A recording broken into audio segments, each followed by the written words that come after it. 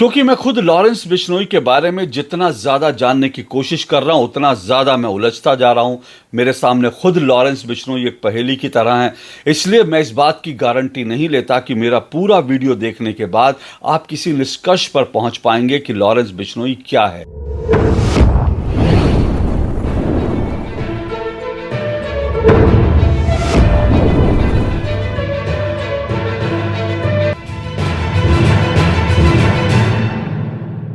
बीते 4 दिनों से लॉरेंस बिश्नोई लगातार सुर्खियों में है। पहले मुंबई में महाराष्ट्र के पॉलिटिशियन बाबा सिद्दीकी की हत्या में लॉरेंस बिश्नोई का नाम आया और उसके बाद कनाडा की पुलिस ने बाकायदा एक प्रेस कॉन्फ्रेंस करके 8 खालिस्तानियों की हत्या के मामले में लॉरेंस बिश्नोई गैंग का नाम लेकर धमाका कर दिया। और उसके बाद से लॉरेंस बिश्नोई को लेकर तमाम तरह की चर्चा हो रही है। लॉरेंस बिश्नोई को लेकर तमाम तरह की कहानियां गढ़ी जा रही हैं और मीडिया में, सोशल मीडिया में सबसे बड़ी चर्चा ये हो रही है कि क्या लॉरेंस बिश्नोई नाम का ये आदमी जो है इतना ताकतवर है कि वो जेल में बैठकर मुंबई से लेकर कनाडा तक अपने विरोधियों की और आतंकवादियों की हत्या करवा सकता है।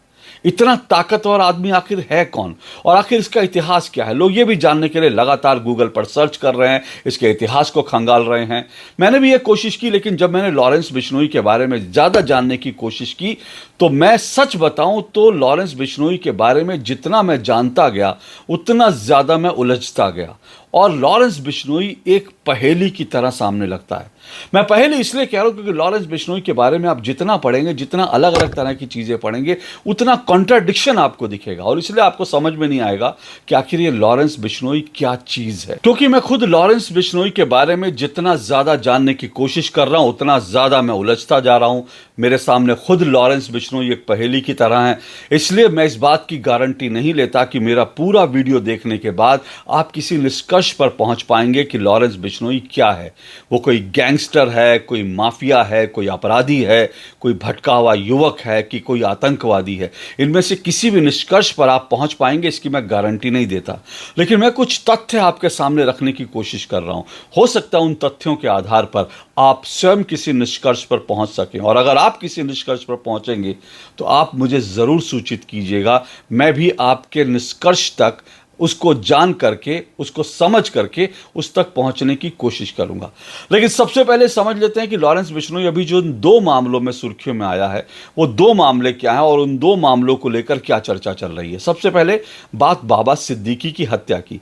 ये बाबा सिद्दीकी जो है महाराष्ट्र का पॉलिटिशियन है। बहुत समय तक, करीब 4 दशक से ज़्यादा समय तक बाबा सिद्दीकी कांग्रेस के साथ थे और मुंबई की एक बहुत बड़ी शख्सियत रहे हैं और मुंबई की इतनी बड़ी शख्सियत रहे हैं कि बोलते हैं कि बॉलीवुड जो है, बॉलीवुड में मतलब बाबा सिद्दीकी की मर्जी के बिना कुछ नहीं होता। बॉलीवुड के इतने वो पावरफुल व्यक्ति माने जाते हैं, मुंबई और बॉलीवुड के इतने पावरफुल व्यक्ति माने जाते हैं कि सलमान खान और शाहरुख खान में जिनमें बिल्कुल लड़ाई थी, जो दोनों एक दूसरे की शक्ल देखना पसंद नहीं करते थे, ये कहते हैं कि बाबा सिद्दीकी ने उन दोनों को मिला दिया, उन दोनों की दोस्ती करवा दी थी। तो बड़े ताकतवर आदमी माने जाते हैं। अब वो बाबा सिद्दीकी को दशहरे वाले दिन गोली मार दी गई। तो कहा यह जा रहा है कि बाबा सिद्दीकी की हत्या में लॉरेंस बिश्नोई का हाथ है और उसको लेकर उसके पीछे कारण क्या है, पर्पस क्या है, वो अभी तक क्लियर नहीं है। पुलिस इस पूरे मामले की जांच कर रही है। लेकिन लॉरेंस बिश्नोई के ऊपर ही सिर्फ पुलिस की शक की सुई नहीं गई है, बल्कि इस मामले में एक और कहानी निकल कर आई है। वो कहानी निकल कर आई है कि हो सकता है, बहुत संभव है कि बाबा सिद्दीकी की हत्या के पीछे जो पॉलिटिशियंस और जो बिल्डर माफिया है उनका कोई रोल हो। क्योंकि इसको लेकर कहा जा रहा है कि दरअसल शरद पवार का करीबी जो बिल्डर है उसका नाम लिया जा रहा है और एक पूरी सोसाइटी थी, एक बड़े, वहां पर आप जानते हैं मुंबई में तो जो बड़ी लैंड होती है, सोसाइटीज होती हैं, उसमें एक झगड़े की और उसमें जो है कब्जे की एक लड़ाई होती है। तो कुछ लोग ये भी कह रहे हैं कि एक सोसाइटी थी और उस सोसाइटी में कब्जे की जो लड़ाई थी वो बाबा सिद्दीकी की और एक बिल्डर की थी और वो बिल्डर जो है वो बिल्डर शरद पवार का नज़दीकी है और वो बड़ा पावरफुल बिल्डर था। तो ये भी कहा जा रहा है कि शरद पवार का जो नज़दीकी बिल्डर था कहीं ना कहीं उसका भी हाथ है। तो इस तरह की अलग अलग तरह की कहानियां तैराई जा रही है। लेकिन बात, क्योंकि कुल मिलाकर जो है आज जो मैं वीडियो बना रहा हूं वो कुल मिलाकर जो है हम जो है लॉरेंस बिश्नोई की बात कर रहे हैं, इसलिए लॉरेंस बिश्नोई की बात करते हैं। लॉरेंस बिश्नोई का नाम क्यों लिया जा रहा है? लॉरेंस बिश्नोई का नाम यूं लिया जा रहा है कि कहा जा रहा है कि लॉरेंस बिश्नोई जो है, दरअसल 2 कारणों से लॉरेंस बिश्नोई का नाम लिया जा रहा है। कि पहला कारण यह लिया जा रहा है कि लॉरेंस बिश्नोई सलमान खान को मारना चाहता है और बाबा सिद्दीकी सलमान खान का करीबी है और इसलिए जो है एक मैसेज देने के लिए मार दिया। लेकिन ये कारण थोड़ा समझ में आता नहीं कि कोई किसी का करीबी हो उसके लिए मार दिया जाए। तो अगर उसके लिए मारना है तो उसके लिए तो बहुत सारे और भी लोग हो सकते हैं, सलमान खान के जो करीबी हैं और भी बहुत सारे लोग हो सकते हैं। बाबा सिद्दीकी को सिर्फ इस कारण निशाना बनाया जाए कि वो सलमान खान के करीबी है, ये बात थोड़ा समझ के परे है। तो ये बात समझ में नहीं आती। दूसरा कारण ये दिया जा रहा है कि लॉरेंस बिश्नोई जो है वो मुंबई फिल्म इंडस्ट्री पर जो है अपना कब्जा जमाना चाहता है और वो दरअसल पहले जैसे डी कंपनी जो है बॉलीवुड पर राज करती थी, वैसे ही वो डी कंपनी को रिप्लेस करके, या कुछ लोग ये भी कह रहे हैं कि डी कंपनी अब खत्म हो गई है, अब तो दाऊद गैंग जो है मुंबई पर उसका ऐसा कोई कब्जा है नहीं, तो इसलिए जो है ये भी संभव है कि जो है लॉरेंस बिश्नोई दाऊद की जो जगह खाली हुई उसको भरना चाहता है। लेकिन मुझे ये दोनों ही कारण जो है वो थोड़ा समझ में नहीं आते। लेकिन इसमें एक बात मैं ज़रूर कहूँगा और सबसे इम्पॉर्टेंट बात यह है कि बाबा सिद्दीकी की हत्या जो हुई है उसके कारण ये जो ऊपरी तौर पर दिख रहा है इतना आसान भी नहीं है। क्योंकि बाबा सिद्दीकी का खुद का अगर आप इतिहास देखेंगे तो बाबा सिद्दीकी का इतिहास भी बहुत संदिग्ध रहा है। मैंने कहा वो पॉलिटिशियन हैं, बड़े रिस्पेक्टेड पॉलिटिशियन माने जाते हैं, लेकिन अगर उनका आप इतिहास देखेंगे तो उनका इतिहास जो है उसमें कई सारी चीज़ें ऐसी हैं जो संदेह पैदा करती हैं। ईडी बाबा सिद्दीकी की 400 करोड़ की संपत्ति को जब्त कर चुका है। बाबा सिद्दीकी का बिल्कुल उनके पिता जो है घड़ी बनाने वाले थे, वहाँ से लेकर वो इतने बड़े बिल्डर, इतने बड़े जो है व्यक्ति कैसे बने, कैसे मुंबई पर राज करने लगे, कैसे बॉलीवुड पर राज करने लगे, उसको लेकर कई तरह की कहानियां हैं। लेकिन एक चीज़ ये है कि जो मैं जी टीवी की एक रिपोर्ट देख रहा था, उस रिपोर्ट में ये कहा गया था, एक बालकृष्णन नाम के एक बड़े वहाँ के पत्रकार हैं, उन्होंने जो है ये जो डी कंपनी है और जो मुंबई में अंडरवर्ल्ड है उसकी काफ़ी रिपोर्टिंग की है, उसके बारे में काफ़ी कुछ जानते हैं। उनका ये कहना था कि भाई बाबा सिद्दीकी जो हैं उनका भी इतिहास जो है वो उनके संबंध जो है वो डी कंपनी के साथ और इस तरह के उनके संदेहास्पद संबंध रहे हैं। ये भी कहा जाता था कि बाबा सिद्दीकी जो हैं वो दरअसल जो डी कंपनी का पैसा जो मुंबई में लगता है वो पैसा लगाने के लिए जो है एक जरिया थे, यानी दाऊद का पैसा जो है वो मुंबई की फिल्म इंडस्ट्री में बॉलीवुड में लगे उसके लिए एक जरिया जो है वो बाबा सिद्दीकी थे। ये भी बताया जा रहा है कि ड्रग डीलर से भी उनके संबंध रह चुके हैं, बालकृष्णन ये कहते हैं। और उसके अलावा ये भी आरोप लगाए जाते हैं कि बाबा सिद्दीकी ने जो है बहुत सारे रोहिंग्याज को, बांग्लादेशियों को जो अपने वोट बैंक बनाने के लिए मुंबई में लाकर बसा दिया। और ये सिर्फ आरोप जो बालकृष्णन नहीं बल्कि जो पूर्व पुलिस अधिकारी पी.के. जैन है उनका भी कहना है कि बाबा सिद्दीकी का इतिहास जो है वो इतना भी क्लीन नहीं था। तो इस तरह के लिए इसको लेकर कई तरह के शक पैदा हो रहे हैं कि क्या वो वजह थी दुश्मनी की, क्या वो डी गैंग के साथ उनका कोई जो रिश्ते थे उसको लेकर, या बाबा सिद्दीकी जो है ड्रग डीलर्स का कोई संबंध था। ऐसी तमाम कहानियां जो हैं वो हवा में तैर रही हैं। अब पुलिस इस पूरे मामले की जांच कर रही है, तहकीकात पूरी होगी तब जाकर कोई कह सकते हैं कि वो हमारे सामने जब चीज़ें आएंगी। लेकिन अब दूसरी चीज़ जो है, जैसे मैंने कहा कि आज के वीडियो में मोटे तौर पर मैं लॉरेंस बिश्नोई की बात कर रहा हूं। अब ये जो तमाम कारण बता रहे हैं इसमें से लॉरेंस बिश्नोई क्या वास्तव में इस हत्या के पीछे है नहीं है, इसको मैं नहीं जानता। इसका ये भी एक जांच का विषय है। लेकिन दूसरी तरफ जो है लॉरेंस बिश्नोई एक तरफ इस तरह की अगर उसका नाम इसमें है, अगर वो इस तरह की जो है बाबा सिद्दीकी की हत्या में शामिल है, तो दूसरी तरफ ये हो रहा है कि लॉरेंस बिश्नोई फिर जो है खालिस्तानियों को क्यों मार रहा है। कनाडा की पुलिस आरसीएमपी यानी रॉयल कैनेडियन माउंटेड पुलिस जो है, आरसीएमपी उसको बोलते हैं, कनाडा की पुलिस ने बाकायदा प्रेस कॉन्फ्रेंस करके कहा है कि लॉरेंस बिश्नोई जो गैंग है उसका हाथ आतंकवादियों, जो खालिस्तानी आतंकवादी हैं, उन्होंने आतंकवादी नहीं कहा, उन्होंने खालिस्तानी किया, लेकिन हमारे लिए तो खालिस्तानी आतंकवादी है ना, जो देश को बांटना चाहते हैं, टुकड़े करना चाहते हैं। तो कहा कि ये जो खालिस्तानी हैं, जो आतंकवादी हैं, उनकी हत्या में लॉरेंस बिश्नोई गैंग का हाथ है। अब आप सोचिए करीब 8 लगभग ये जो निज्जर है एक आतंकवादी जिसको लेकर भारत और कनाडा के संबंध जो है बिल्कुल अब जो है बिल्कुल टकराव के कूटनीतिक संबंध हो गए, उसमें निज्जर और ऐसे आतंकवादियों की हत्या कहा था। तो निज्जर सहित जो 8 आतंकवादी जो मारे गए हैं, उन 8 आतंकवादी खालिस्तानी आतंकवादियों की हत्या में भी इस लॉरेंस बिश्नोई गैंग का नाम बताया जा रहा है। अब लॉरेंस बिश्नोई का नाम एक जगह खालिस्तानी जो आतंकवादी हैं उनकी हत्या में आ रहा है, दूसरी तरफ ये भी बताया जा रहा है कि गोल्डी बरार जो है अब वो जो है इसका गैंग चला रहा है लॉरेंस बिश्नोई का। अब गोल्डी बरार के संबंध खुद भी जो हैं वो खालिस्तानियों के साथ बताए जा रहे हैं। बब्बर खालसा जैसे जो खालिस्तानी आतंकवादी संगठन है, गोल्डी बरार के संबंध उसके साथ बताए जा रहे हैं। तो अगर गोल्डी बरार खुद आतंकवादी खालिस्तानी जो है आतंकवादियों से उसके संबंध हैं, तो फिर लॉरेंस बिश्नोई जो है खालिस्तानी आतंकवादियों को क्यों मार रहा है, ये बात समझ में नहीं आती है। तो लेकिन फिलहाल जो है जो कनाडा की पुलिस ने जो खुलासा किया वो बड़ा खुलासा है। इस बीच मैं गौरव आर्य का भी एक जो है इंटरव्यू देख रहा था। मेजर गौरव आर्य ये कहते हैं कि जो खालिस्तानी हैं, जो खालिस्तानी आतंकवादी हैं, वो जो है वो जो है लॉरेंस बिश्नोई का नाम सुन करके उनकी जो है हवा निकल जाती है, उनकी पैंट उनकी पतलूनें गीली हो जाती है लॉरेंस बिश्नोई का नाम सुनकर। मेजर गौरव आर्य कहते हैं कि सबसे बड़ा अगर खालिस्तानियों को अगर दुनिया में किसी से डर लगता है तो लॉरेंस बिश्नोई से डर लगता है, लॉरेंस बिश्नोई के जो शूटर हैं उनसे डर लगता है। अब अगर एक व्यक्ति जो है लॉरेंस बिश्नोई के शूटर अगर खालिस्तानियों को डरा रहे हैं, खालिस्तानी उनके दुश्मन है लॉरेंस बिश्नोई के जो उनके गैंग के, तो फिर सवाल ये उठता है कि गोल्डी बरार क्या कर रहा है।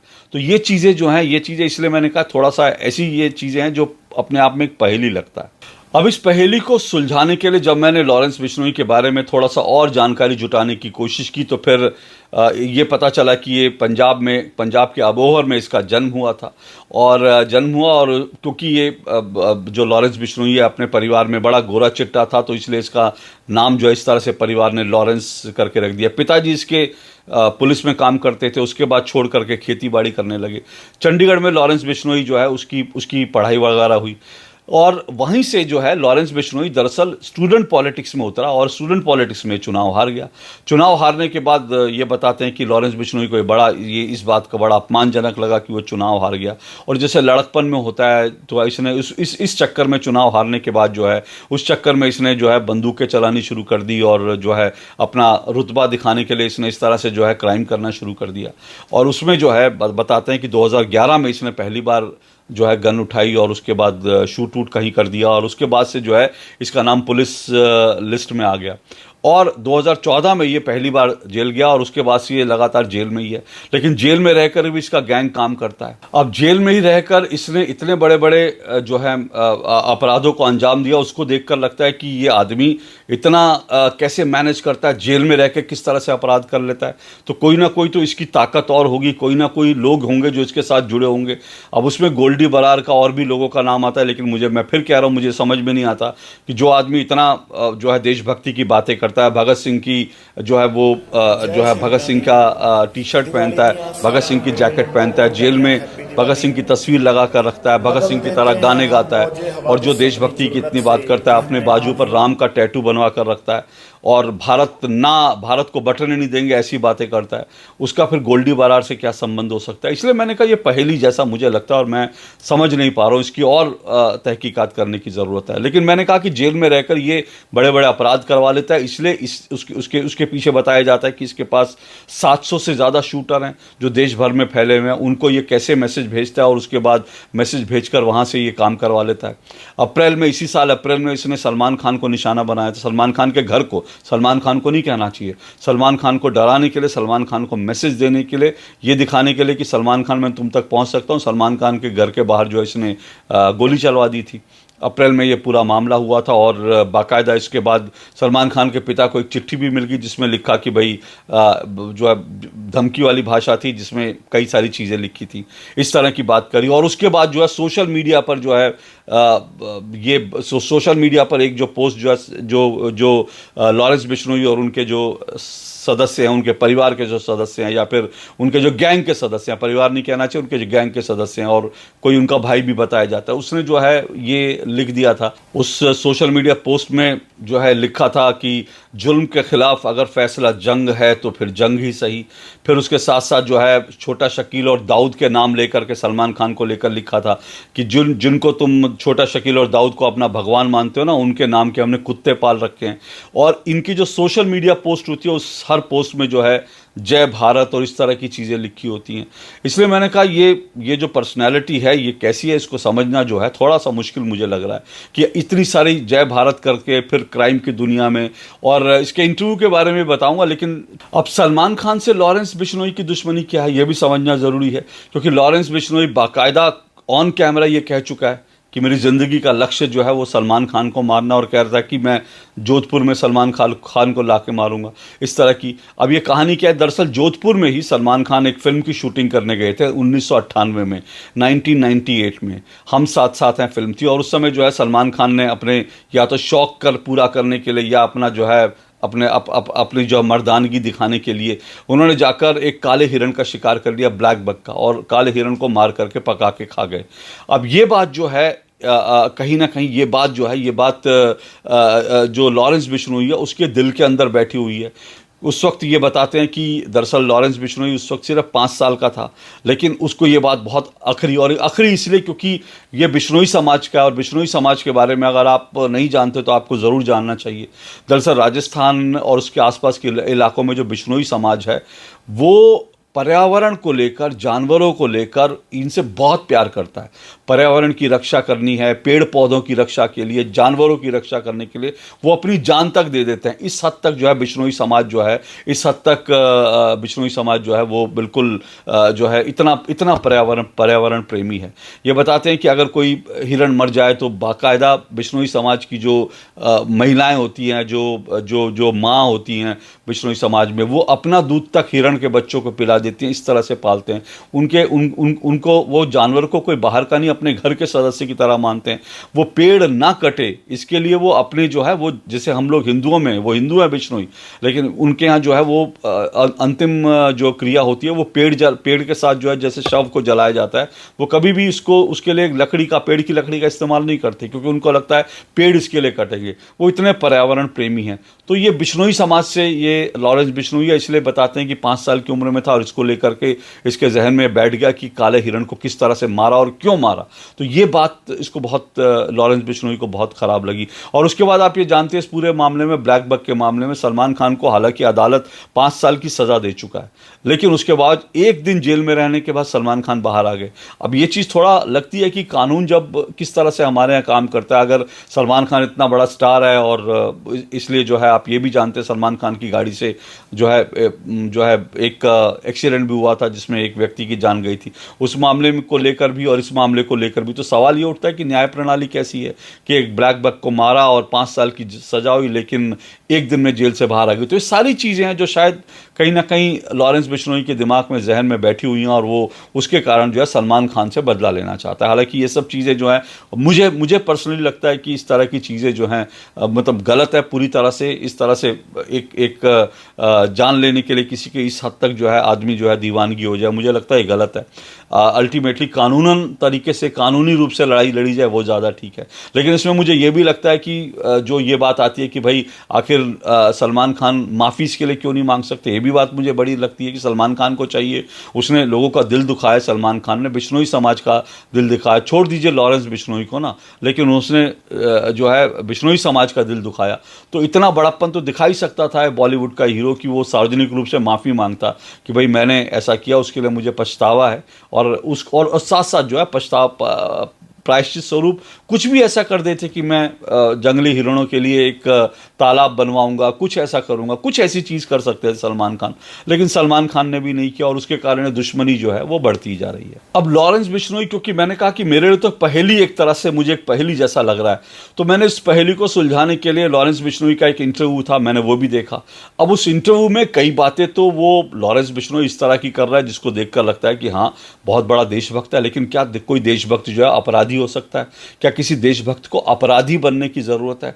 ये सवाल मन में आ गया, इसलिए पहेली जो है और उलझ गई। क्योंकि इस पूरे इंटरव्यू मैंने जब देखा तो इस इंटरव्यू में लॉरेंस बिश्नोई से सवाल किया गया, खालिस्तान को लेकर सवाल किया गया कि भाई आपको क्या खालिस्तान से मतलब है, आप तो छोटे थे, आपको खालिस्तान के बारे में क्या जानकारी है? तो उसने कहा मैं पढ़ा लिखा हूँ, ऐसा थोड़ी कि मुझे जानकारी नहीं। और फिर उसके बाद लॉरेंस बिश्नोई कहता है कि अगर कोई केरल को भारत से काटने की बात करेगा तो हम कहेंगे कि हमें क्या है, और क्योंकि हम इधर बैठे हैं तो इसलिए केरल को कोई कोई काटने की बात कर सकता है?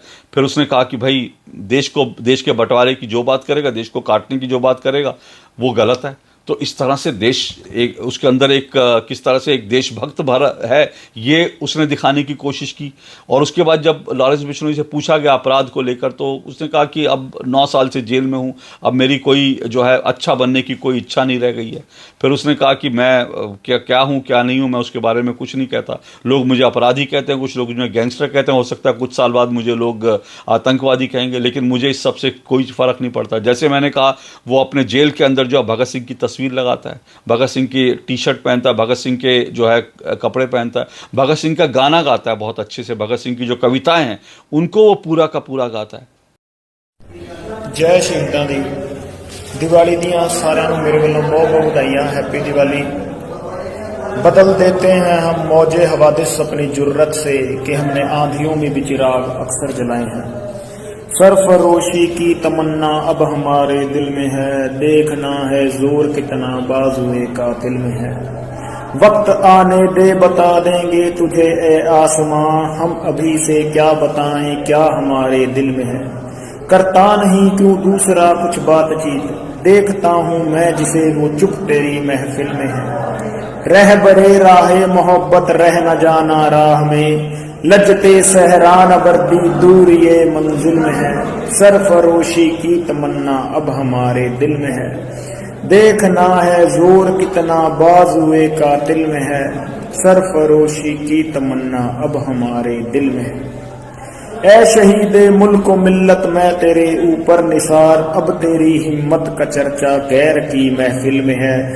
सरफरोशी की तमन्ना अब हमारे दिल में है, देखना है जोर कितना बाजुए कातिल में है।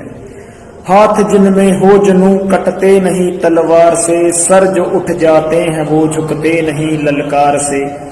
और भड़केगा जो शोला सा हमारे दिल में है, देखना है जोर कितना बाजुए कातिल में है। सरफरोशी की तमन्ना अब हमारे दिल में है।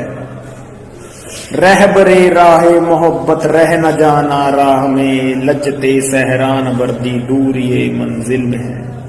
यूं खड़ा मुक्तल में कातिल कह रहा है बार बार, क्या तमन्ना ए शहादत भी किसी के दिल में है। दिल में तूफानों की टोली और नसों में इनकलाब, होश दुश्मन के उड़ा देंगे हमें कोई रोको न आज। दूर रह पाए जो हमसे दम कहाँ मंजिल में है। सरफरोशी की तमन्ना अब हमारे दिल में है, देखना है जोर कितना बाजुए कातिल में है।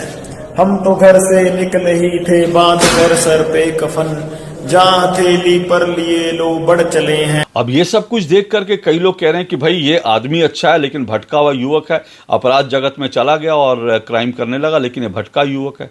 कुछ लोग कह रहे हैं कि भाई ये गैंगस्टर है, माफिया है और ये मुंबई पर राज करना चाहता है। और इसलिए मैंने कहा कि इस पूरे मामले में जितनी आप तह में जाएंगे उतना ज़्यादा मामला उलझता जाता है। अब जब बाबा सिद्दीकी वाला मामला सामने आया तो पप्पू यादव जो सांसद है, पप्पू यादव ने लॉरेंस बिश्नोई को लेकर एक टिप्पणी कर दी कि 2 टके का अपराधी है। लोग उसके बाद पप्पू यादव से पूछ रहे हैं कि भाई वो अगर 2 टके का अपराधी है तुम क्या हो, क्योंकि पप्पू यादव के ऊपर खुद भी 40 से ज़्यादा आपराधिक मामले उस पर चल चुके हैं, बहुत सारे मामले अब भी हैं। तो लोग पूछ रहे हैं भाई तुम खुद किस हिसाब से जो है लॉरेंस बिश्नोई को अपराधी कह रहे हो, पहले तुम अपनी गिरेबान में झांक लो, अब तुम सांसद बन गए तो तुम्हारे अपराध तुम्हारे पाप धुल गए, तो फिर लॉरेंस बिश्नोई पर क्यों उंगली उठा रहे हो। तो इस तरह की एक पूरी डिबेट जो है वो मीडिया में, सोशल मीडिया में छिड़ी हुई है लॉरेंस बिश्नोई को लेकर। और इसलिए उसके बारे में कुछ भी कहना कि भाई किस तरह का व्यक्ति है, वो मुझे लगता है एक रिसर्च का विषय, और इसके ऊपर और तहकीकात और रिसर्च करके जानना ज़रूरी है। अंत में सिर्फ एक बात बोलता हूँ कि मैंने